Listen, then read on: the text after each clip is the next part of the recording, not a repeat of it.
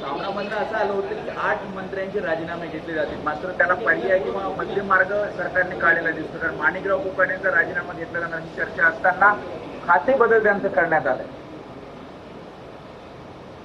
मला असं वाटतंय की सरकार प्रयत्न करते मंत्र्यांना वाचवण्याचा. हा प्रयत्न ते करत राहतील आणि आम्ही सगळे मंत्र्यांच्या राजीनाम्यासाठी आग्रही राहू. आम्ही सगळे कितीही रंगसफेदी करण्याचा प्रयत्न केला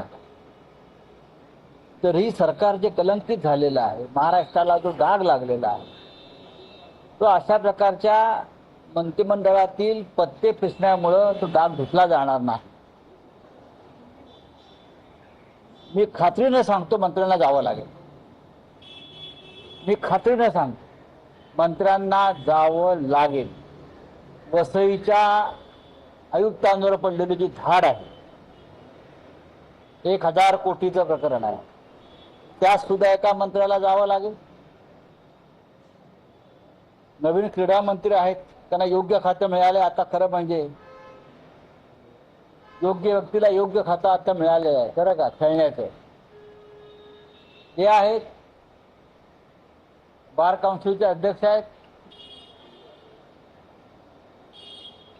ह्याला जावं लागणार आहे. हे व्यवस्था तात्पुरती टेम्पररी जरी सुरू असली, प्रत्येक आरोपी शेवटपर्यंत बचावाचा प्रयत्न करतो. मला माहिती आहे, मी दिल्लीतूनच आलो आहे. देवेंद्र फडणवीस अमित शहांच्या भेटीत काय झालं?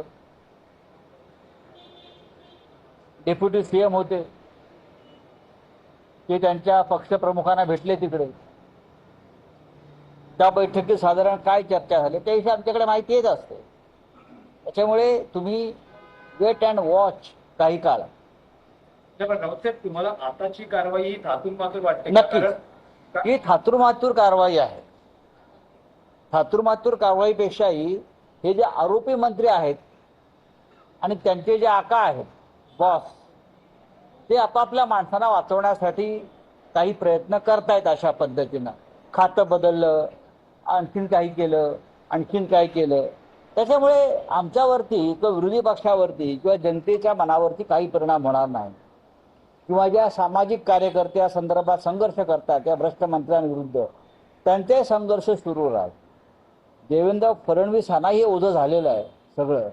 मुख्यमंत्र्यांना सुद्धा हे ओझं फेकायचंच आहे उचलून. मी सांगतो, अमित शहांच्या भेटीमध्ये मुख्यमंत्र्यांनी सांगितलेलं आहे की ह्या अशा लोकांबरोबर मला काम करणं अवघड झालं, त्यांच्याबाबत निर्णय घ्यावा लागेल. सरकारची आणि राज्याची बदनामी होत आहे.